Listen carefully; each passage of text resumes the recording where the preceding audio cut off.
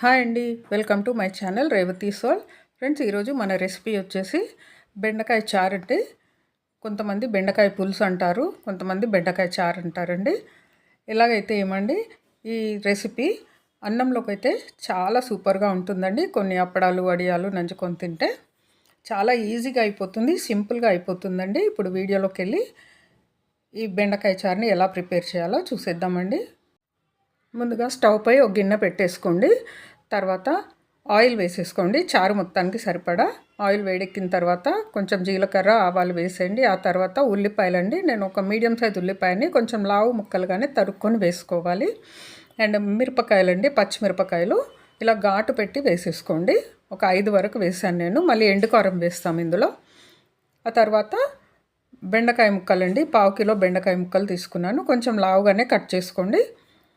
మనం చారులో కదా వేస్తున్నాము, అందుకని లావుగా కట్ చేసేసేయండి. తర్వాత 3 మీడియం సైజు టమాటోలు ఇలా చిన్న ముక్కలుగా కట్ చేసి ఈ బెండకాయలకి యాడ్ చేసేసి ఒకసారి మొత్తం కలిపేసేయండి. ఇప్పుడు ఇవి ఒక 5 నిమిషాల పాటు మగ్గనివ్వాలండి. ఇలా మూత పెట్టేసుకుందాము. మూత పెట్టేసి మీడియం ఫ్లేమ్లో 5 నిమిషాల సేపు మగ్గనిస్తే ఈ బెండకాయలు టమాటోలు కూడా 50% వరకు మగ్గిపోతాయి మనకి. ఇప్పుడు మూత తీసి చూస్తున్నాం చూడండి. ఇప్పుడు ఒకసారి అంతా కలిపేసేయండి. మళ్ళీ కలిపేసి ఆ తర్వాత మనము ఇందులో వేసుకునే మసాలాలన్నీ వేసుకోవాలండి.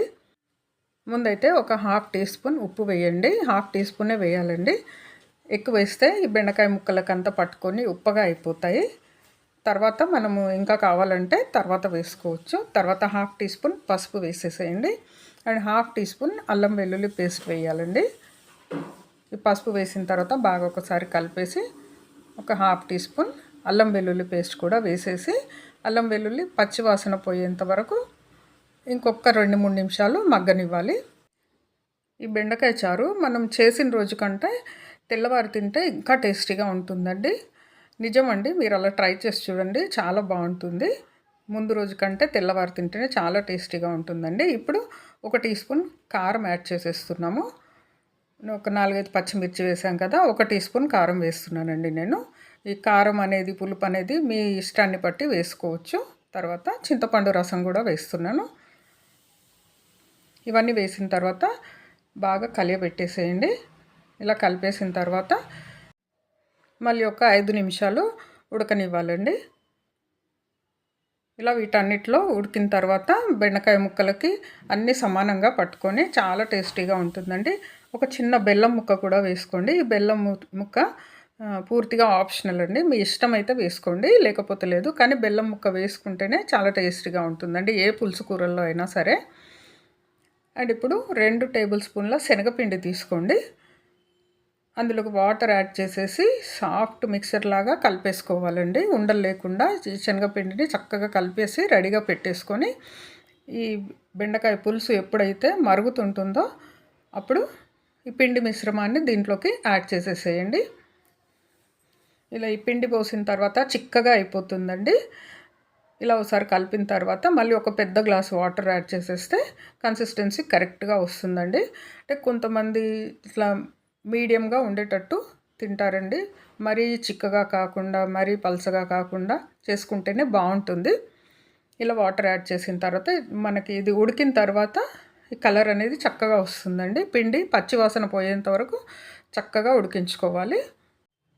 మనం ప్రతిరోజు ఏదైనా కూరగాయ చేసుకొని పప్పుచారు కానీ, సాంబార్ కానీ, టమాటో రసం కానీ, మామూలు రసం కానీ చేస్తుంటాం కదండి.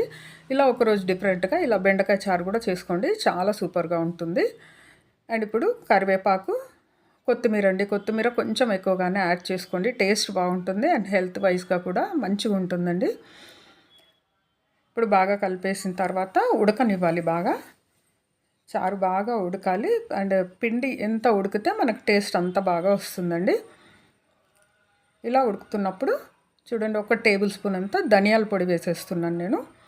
అండ్ ఒక 1/2 టీ స్పూను జీలకర్ర మెంతులు కలిపిన పొడి అండి ఇది.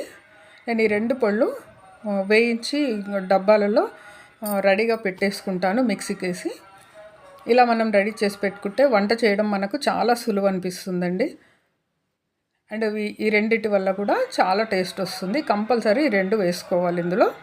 చాలా టేస్టీగా ఉంటాయండి. ఇలా ఈ చారు మరుగుతున్నప్పుడే ఉప్పు, కారం అవన్నీ టేస్ట్ సరిపోయాయో లేవో చూసుకొని మళ్ళీ అడ్జస్ట్ చేసుకోవాలండి. ఇక్కడ నేనైతే ఇంకొక టేబుల్ స్పూన్ ఉప్పు వేస్తున్నాను. నేను ముక్కలకు సరిపడా ఉప్పు మాత్రమే హాఫ్ టీ స్పూన్ వేసాను కదండి, సరిపోలేదు. సో ఇంకో టేబుల్ స్పూన్ యాడ్ చేసేస్తున్నాను. అండ్ ఇది అన్నంలో వేసుకొని తింటే అయితే చాలా సూపర్గా ఉంటుందండి. చూడండి చారు మరగడం స్టార్ట్ అయిపోయింది. ఆల్మోస్ట్ అయిపోయిందండి, ఇది రెడీ అయిపోయింది. ఫ్రెండ్స్, ఈ వీడియో కనుక మీకు నచ్చినట్టయితే నా వీడియోకి ఒక లైక్ చేయండి. ఈ వీడియోని మీ ఫ్రెండ్స్ అండ్ రిలేటివ్స్కి షేర్ చేయండి. అండ్ నా ఛానల్ని సబ్స్క్రైబ్ చేసుకొని నాకు సపోర్ట్ చేయండి ఫ్రెండ్స్. అండ్ మళ్ళీ ఇంకో మంచి కుకింగ్ వీడియోతో మీ ముందు ఉంటానండి. థ్యాంక్స్ ఫర్ వాచింగ్ అండి.